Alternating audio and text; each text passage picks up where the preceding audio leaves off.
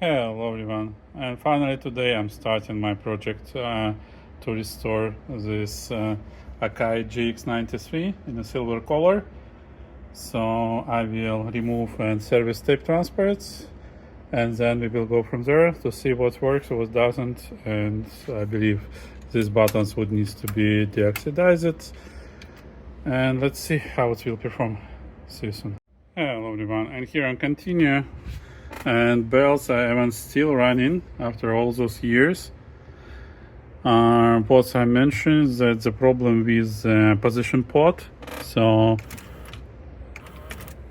if I open, I now tune it so I can open close, and now it works in the play.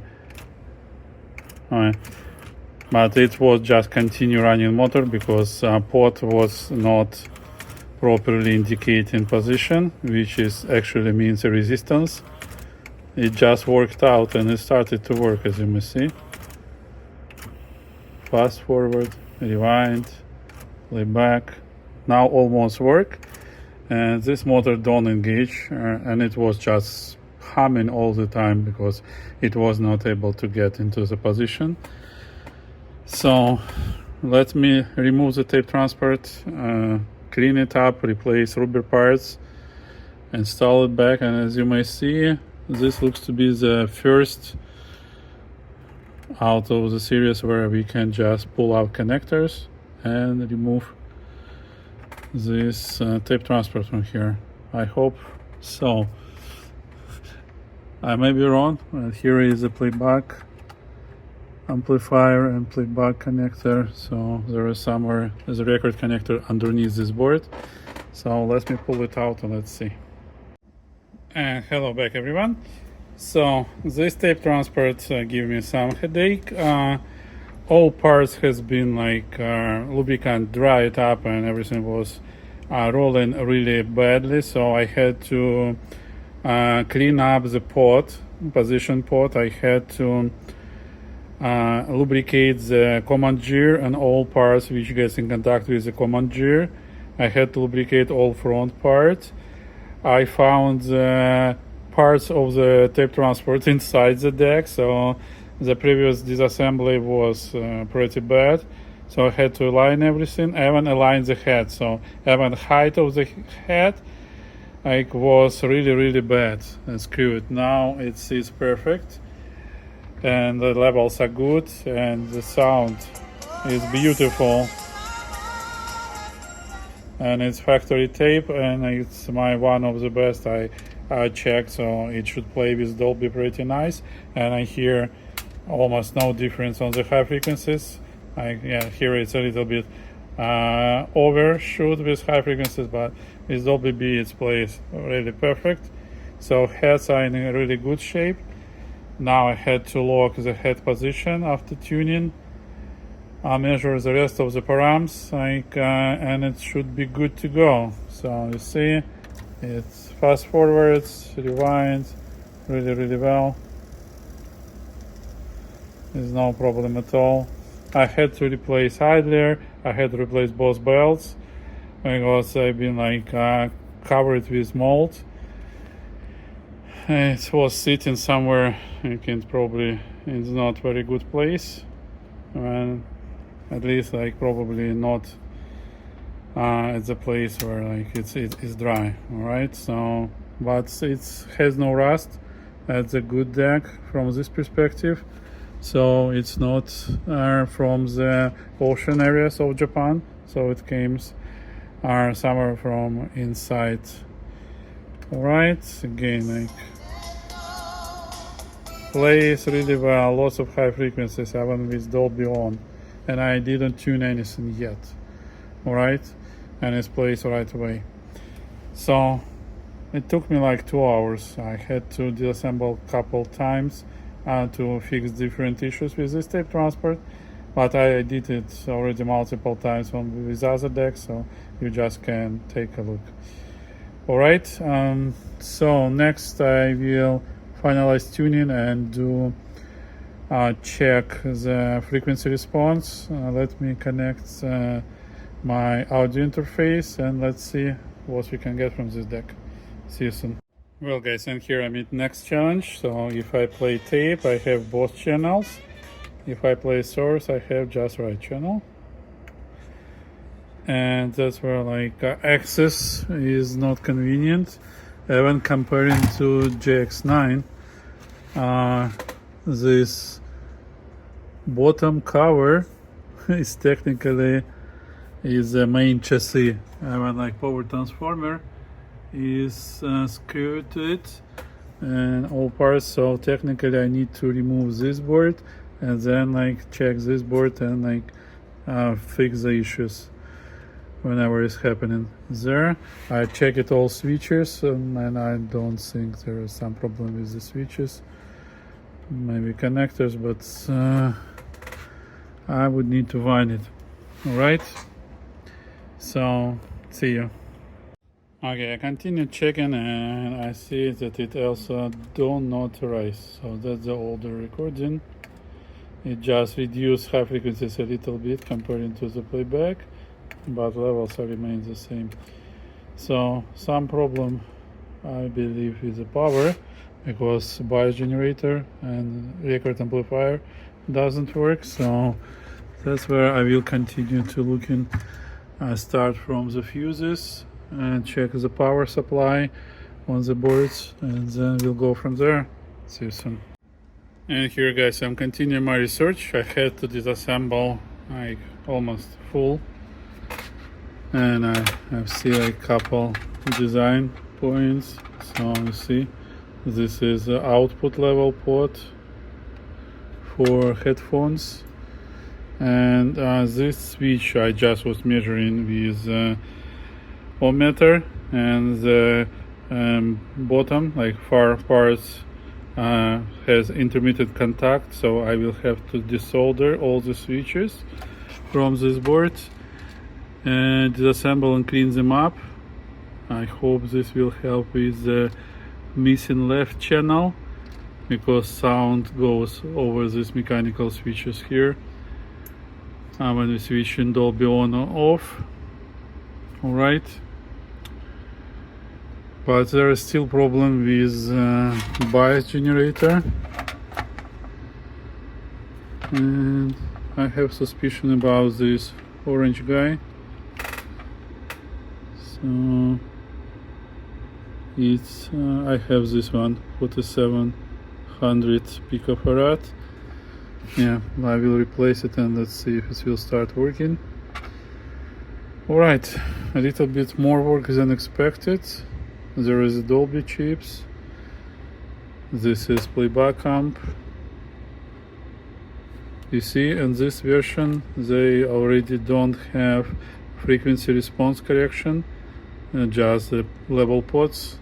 Everything is simplified, and it's DBX level, this pot, and this encoder level, right?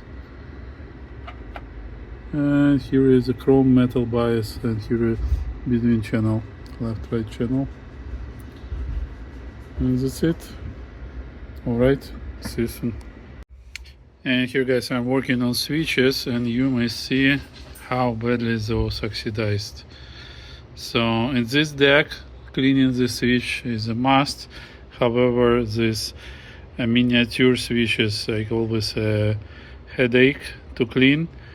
I spent lots of time cleaning them in my DBX system, and now the same switches. If it's possible, I would prefer to buy a new set, but you cannot get exactly the same combination. So alright, we'll be cleaning. See you soon. Hey guys, I've been asked a couple times why I don't take these switches like Dolby DBX. They have these switches and other decks like into cleaning. Imagine now we have to assemble. These four switches are dependent. We need to push them in. We need to push this like chain, like this bar which chains the switches, and we also need to make sure that this teeny spring, check the size, which just sits on the switch, will be pushing this bar into opposite direction from the locking position, you see. And every time to assemble this, it takes hours. I'm not sure, like, if I have to build some like specific tool, maybe do 3D printing. I'm not sure. Without tools, assemble this is a nightmare, really. I'm already spent lots of time, and I was lost the spring. Finally, I found it. It just shoot out, and boom. Check the size. Alright, so it's pretty complex assembly, and it's time consuming. Alright. Hey guys, finally, after all efforts, see,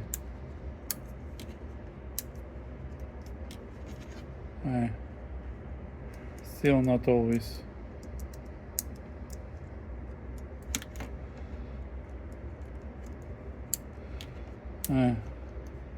It just was working pretty fine. Something happened again. Alright, so this mechanism, when the switches are dependent, is so fragile. Like a minimum bend, and you cannot not bend it, because you have to pull the switches out and you have to unbend all those pins. Now it works again. Not for all buttons. I guess this button still needs adjustment. Oh yeah, 2.5 hours to assemble. I lost the spring 3 times, the small one, 1 millimeter diameter. I was able to put it right there. I hope you could see it right in the middle of the screen, behind those white bar. Yeah, very complex assembly, and it's, you may see, I will do more. I will make it work fine, but it's time consuming, really, just to assemble 2.5 hours. Okay, see you soon. Well guys, disassembled again. It's pretty hard to assemble and keep this bar straight. Alright, so I'm doing my best, because as soon as it gets bent in any direction, we doomed. It doesn't work, it stacks. Alright, trying again. Okay guys, that would be it for today. It records really well with all Dolby systems. It plays. The problem is that the left channel, even on source mode, is very low. So I can balance them, like, to make it even, and record and listen and so on. There is something with the level. I suppose there may be some capacitors that or whenever. So it would be additional research. Today is like 12:30 a.m. So I will leave it for the next day. See you in my next videos, and bye-bye. Hello everyone, and I'm continuing my investigation why left channel doesn't work, and I came like from this wire, and it came to this balance and level ports, and I see here lots of glue, and I was trying like to check connectivity, and one channel doesn't rings with short circuit testing. So I will remove the glue and try to see what's wrong with this wire. Maybe it's just glue or whatever. As easy as that. See you soon. And here I'm back again. So after a while I've been like doing multiple things. I had to disassemble and clean up inside the react balance port, and then like left channel normalize it. I'm also replacing these capacitors, which I was replacing in AD, because those been providing like high level of distortion.